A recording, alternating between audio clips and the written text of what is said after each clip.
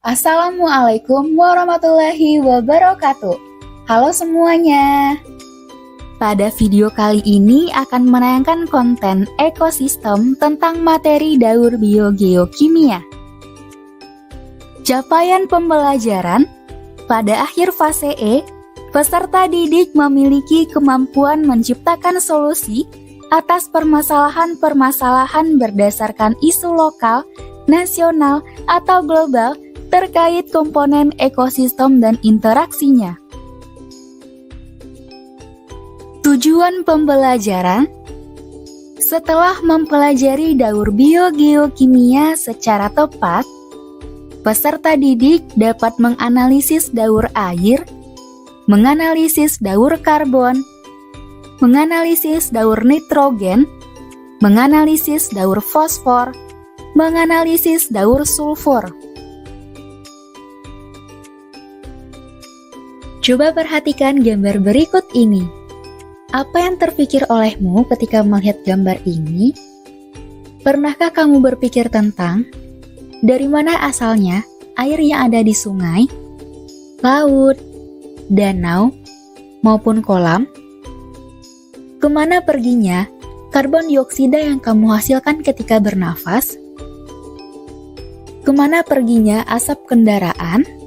Kemudian, kemana perginya hasil penguraian tumbuhan dan hewan yang telah mati? Untuk dapat menjawab pertanyaan tersebut, silakan simak video berikut ini sampai habis ya. Selamat menyaksikan. Tahukah kamu, di bumi ini terdapat suatu daur yang harus terus terjadi agar kehidupan dapat berlangsung dengan baik? Ya, daur tersebut merupakan daur biogeokimia. Jadi, daur biogeokimia merupakan suatu proses perpindahan unsur kimia dan air yang melibatkan komponen biotik dan abiotik yang terjadi secara berulang. Pada video ini akan dijabarkan proses dari 5 jenis daur biogeokimia, di antaranya yaitu daur air dengan lambang unsur air yaitu H2O, daur karbon dengan lambang unsur karbon yaitu C, daur nitrogen dengan lambang unsur nitrogen yaitu N, daur fosfor dengan lambang unsur fosfor yaitu P, daur sulfur dengan lambang unsur sulfur yaitu S. Air merupakan sumber kehidupan yang sangat penting. Tubuh akan dehidrasi jika kita tidak cukup mengkonsumsi air. Karbon dioksida hasil pernafasan sangat dibutuhkan oleh tumbuhan dalam proses memasak makanan. Nitrogen merupakan unsur yang paling banyak terdapat di atmosfer. Fosfor penting bagi tubuh untuk membentuk energi. Sulfur berfungsi untuk melawan jamur dan kuman. Air dan unsur-unsur kimia ini akan terus ada selama ekosistem tidak terganggu. Berikut proses dari masing-masing daur tersebut. Pertama, daur air. Terjadi penguapan atau evaporasi di air laut karena panas matahari. Penguapan dapat terjadi disebabkan oleh tingginya suhu pada permukaan air yang menyebabkan molekul air dapat berpisah. Tidak hanya air yang ada di laut, sungai, danau, maupun kolam, air pada tumbuhan juga ikut menguap. Menguapnya air pada tumbuhan disebut dengan transpirasi. Uap air dapat mengalami kondensasi pada ketinggian tertentu. Kondensasi yaitu berubahnya bentuk uap air menjadi awan. Awan yang sudah terbentuk tadi akan tertiup oleh angin dan berkumpul dengan awan lainnya. Pada ketinggian tertentu, awan akan berubah menjadi titik-titik air. Titik-titik air ini yang disebut dengan hujan atau presipitasi. Air yang turun ke bumi akan diserap oleh tanah, disebut dengan infiltrasi. Sebagian air lainnya akan mengalir melalui aliran sungai, selokan, dan laut. Proses ini akan terus berulang. Daur yang kedua, yaitu daur karbon. Karbon dioksida diubah menjadi karbohidrat melalui proses fotosintesis tumbuhan.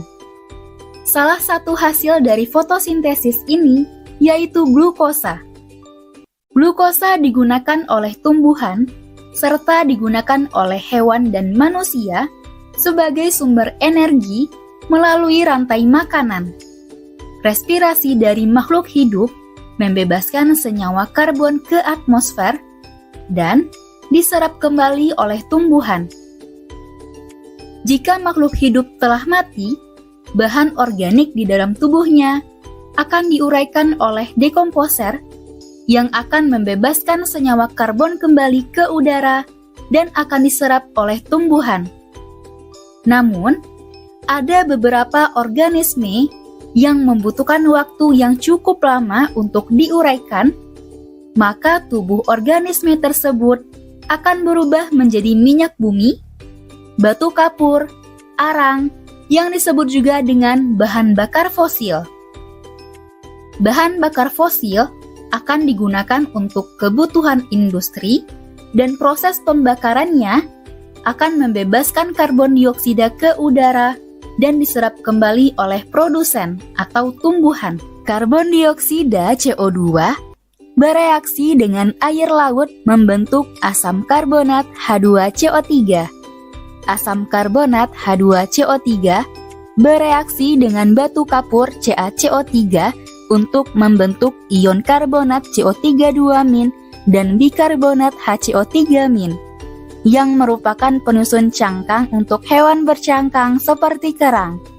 Jika hewan tersebut mati, maka cangkangnya akan membebaskan karbon dioksida yang akan diserap kembali oleh tumbuhan.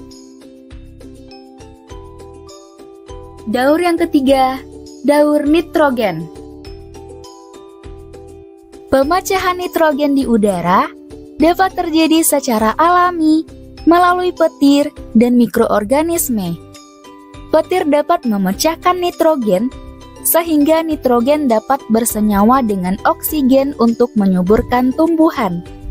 Senyawa nitrogen yang dihasilkan petir tadi akan diserap oleh tumbuhan polong-polongan atau tumbuhan leguminose yang bersimbiosis dengan bakteri Rhizobium.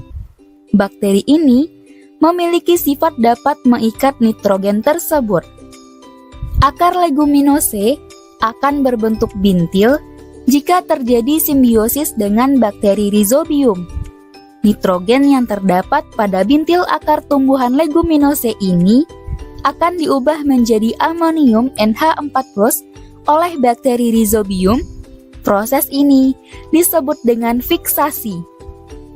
Amonium NH4+ hasil fiksasi ini akan diubah oleh bakteri Nitrosomonas menjadi nitrit NO2- yang diubah menjadi nitrat NO3- oleh bakteri Nitrobacter.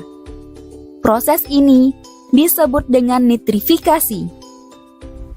Nitrat NO3- adalah unsur yang dapat digunakan oleh semua tumbuhan. Jadi, tumbuhan hanya dapat menyerap nitrogen jika dalam bentuk nitrat NO3-. Tumbuhan menyerap nitrat untuk fotosintesis yang disebut dengan asimilasi. Jika hewan dan tumbuhan yang telah menyerap nitrat ini kemudian mati dan menjadi bangkai, maka bangkai ini akan diurai oleh dekomposer yaitu jamur maupun bakteri. Hasil penguraiannya akan menjadi amonium. Proses ini disebut dengan amonifikasi, sehingga akan kembali diubah menjadi nitrit dan nitrat melalui nitrifikasi. Nitrat yang tersisa atau nitrat yang tidak diserap oleh tumbuhan untuk melakukan fotosintesis akan diubah menjadi nitrogen bebas oleh bakteri denitrifikasi. Nitrogen bebas yang ada di atmosfer akan kembali melakukan siklusnya. Keempat, daur fosfor. Terjadinya pelapukan batuan yang mengandung ion fosfat anorganik atau PO43- karena hujan dan erosi. Aliran hujan yang membawa fosfat anorganik tadi diserap oleh tumbuhan, namun tidak dapat digunakan langsung oleh hewan. Hewan mendapatkan fosfor melalui rantai makanan. Tumbuhan mendapatkan fosfor atau P dengan cara menyerap fosfat anorganik dari dalam tanah. Kemudian hewan memakan tumbuhan yang telah menyerap fosfat anorganik. Pada tubuh hewan terdapat fosfat organik. Hewan melakukan proses metabolisme sehingga menghasilkan sisa ekskresi seperti urin dan feses yang mengandung fosfor. Jika tumbuhan dan hewan tersebut mati, maka sisa-sisa tubuhnya akan diuraikan oleh dekomposer seperti bakteri dan jamur, yang dapat menguraikan fosfat organik menjadi fosfat anorganik. Hasil penguraiannya, sebagian dimanfaatkan kembali oleh tumbuhan dan sebagian lagi terlarut di dalam air. Fosfat yang terlarut di dalam air akan diserap oleh tumbuhan air dan ikan melalui rantai makanan. Dekomposer akan menguraikan ikan dan tumbuhan air yang telah mati serta menguraikan fosfat organik menjadi fosfat anorganik. Fosfat yang terlarut di dalam air akan membentuk endapan atau sedimen berupa batuan dan hasil endapan akan dikembalikan ke daratan dengan proses pengangkatan geologis. Bebatuan ini akan mengalami pelapukan karena air hujan sehingga fosfat mengalir kembali ke tanah dan diserap kembali oleh tumbuhan.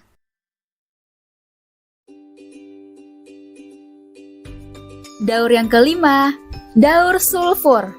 Terjadinya letusan gunung berapi, kandungan sumber air panas yang mengandung belerang, asap kendaraan, serta penggunaan bahan bakar fosil akan mengeluarkan sulfur dalam bentuk gas belerang dioksida SO2, hidrogen sulfida H2S, dimetil sulfida C2H6S, dan sulfat SO4 2-.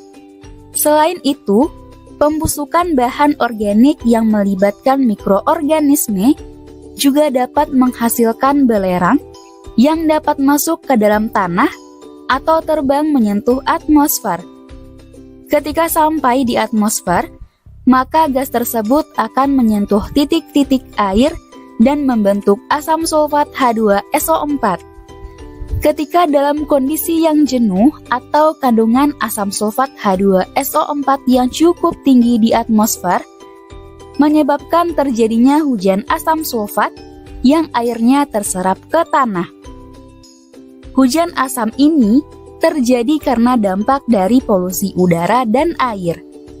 Kemudian, asam sulfat diasimilasi oleh tumbuhan dalam bentuk sulfur dan masuk ke dalam sistem rantai makanan.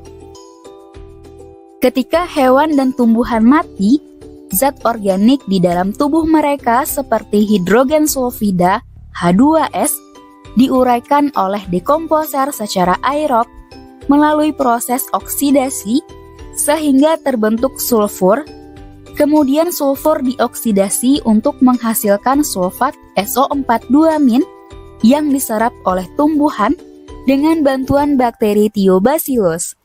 Selanjutnya, sulfat akan direduksi menjadi hidrogen sulfida H2S dengan bantuan bakteri dari genus Desulfovibrio dan beberapa jenis bakteri lain dari famili Desulfobacteraceae. Sedangkan secara anaerob akan menghasilkan senyawa sulfida beracun dalam magma gunung berapi. Pada fosil makhluk hidup yang tertimbun, akan dijadikan bahan bakar yang mengandung sulfur dan akan digunakan oleh pabrik. Daur biogeokimia ini dapat berlangsung dengan baik selama ekosistem masih terjaga. Oleh sebab itu, kita harus menjaga ekosistem dengan mengurangi polusi udara, menanam pohon, menggunakan air seperlunya, serta menjaga kebersihan lingkungan. Untuk menguji pemahamanmu, silakan kerjakan kuis berikut ini ya. Selamat bekerja!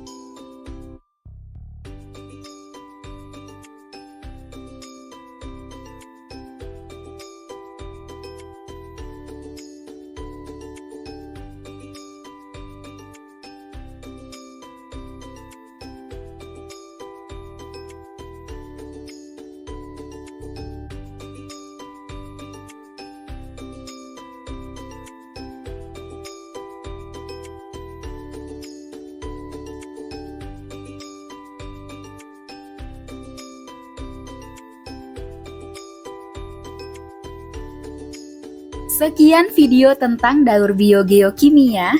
Semoga dapat dipahami dengan baik. Terima kasih sudah menonton. Wassalamualaikum warahmatullahi wabarakatuh.